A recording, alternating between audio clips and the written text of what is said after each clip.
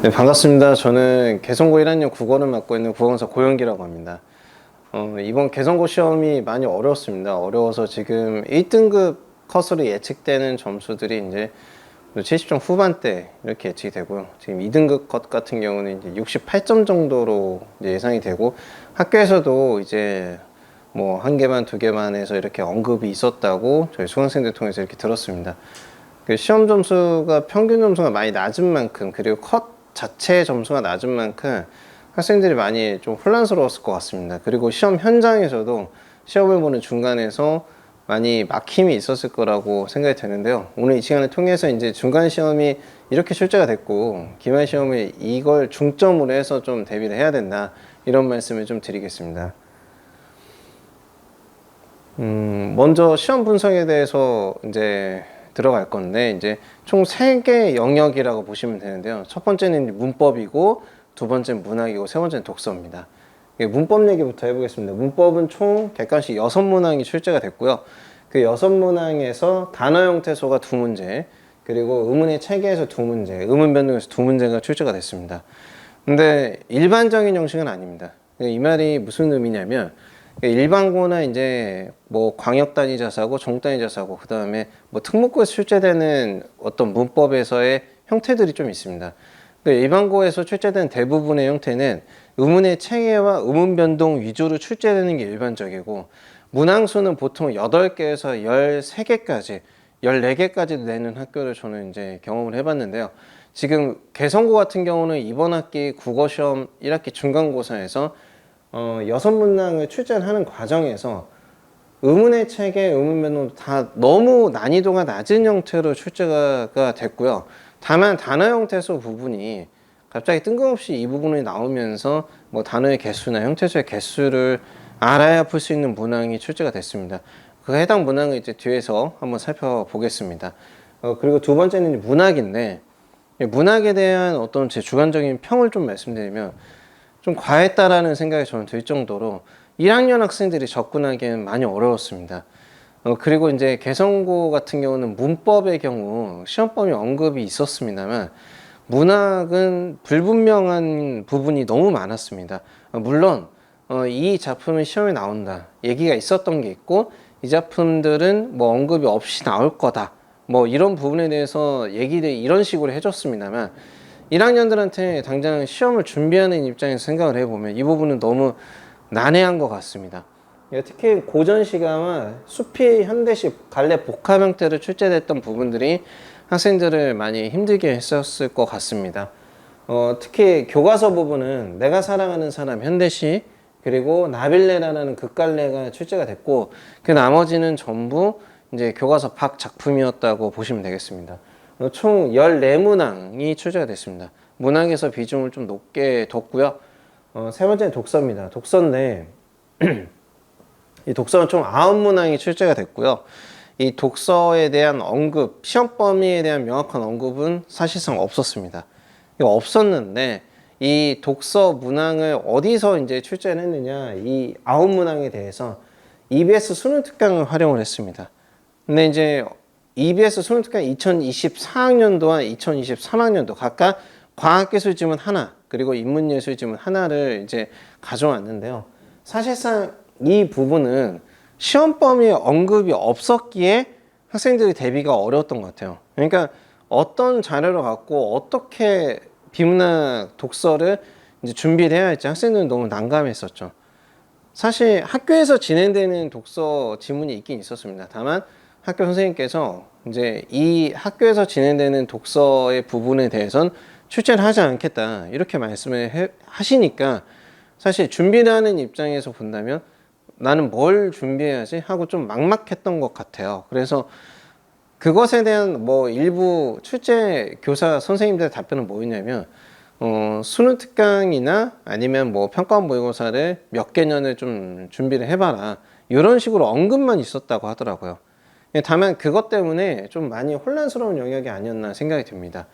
문제 자체의 난이도는 많이 높진 않았습니다. 하나씩 좀 볼 건데요. 이제 문법의 대표 문항이 2번 문항을 좀 보겠습니다. 2번 문항은 3.8점이었고 문법 문항 안에서 제일 배점이 높았습니다. 이 부분은 사실 이제 짧은 문장 하나를 주고 여기서 단어의 개수, 형태소의 개수, 그리고 여기서 뭐 단어의 개수를 세는 과정에서 자리성 여부에 대한 판단을 묻는 문제였습니다. 문장이 짧아서 많이 어렵진 않았습니다만 중요한 건 이 부분에 대해서 명확하게 개념이 잡혀 있지 않은 학생들, 그리고 단어의 개수와 형태소 개수를 이렇게 세 가면서 미리 연습이 안 돼 있던 학생들한테는 참 어려운 문항이지 않았을까 하는 생각이 들었습니다. 문법 대표 문항 한번 살펴봤고요.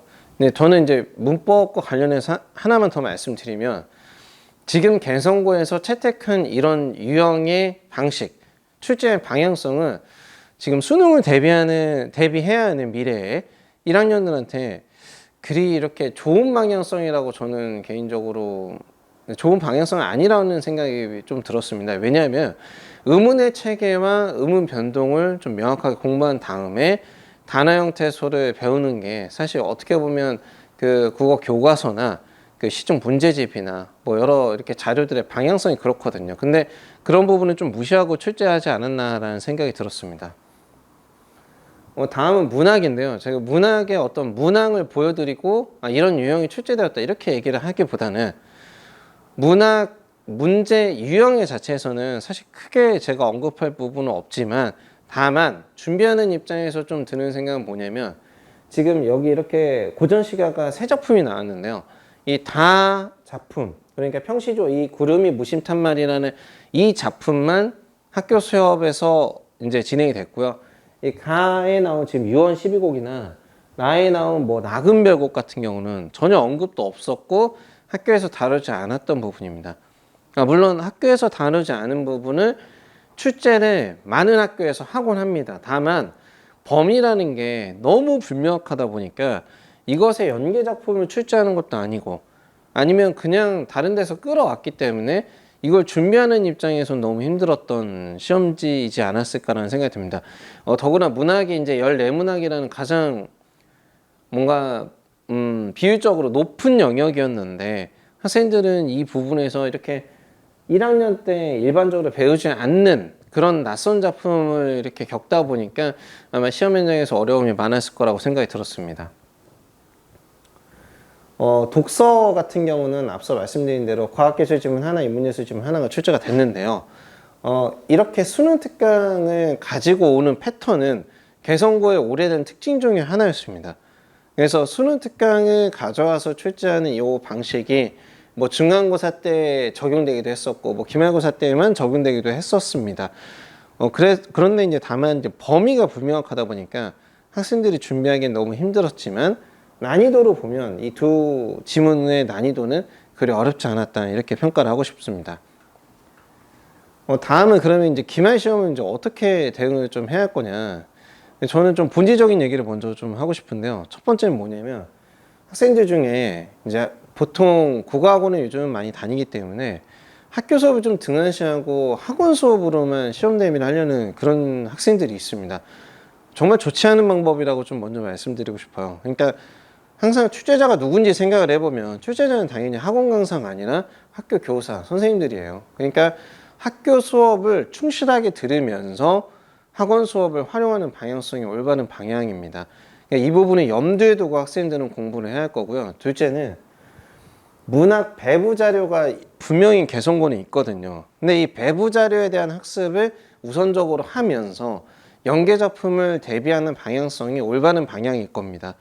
저 지금 문학 배부 자료가 지금 기말고사 이미 지금 시험 대비 자료를 학교에서 이제 진행하고 있거든요. 그러니까 예를 들면 오늘이 이제 5월 17일입니다.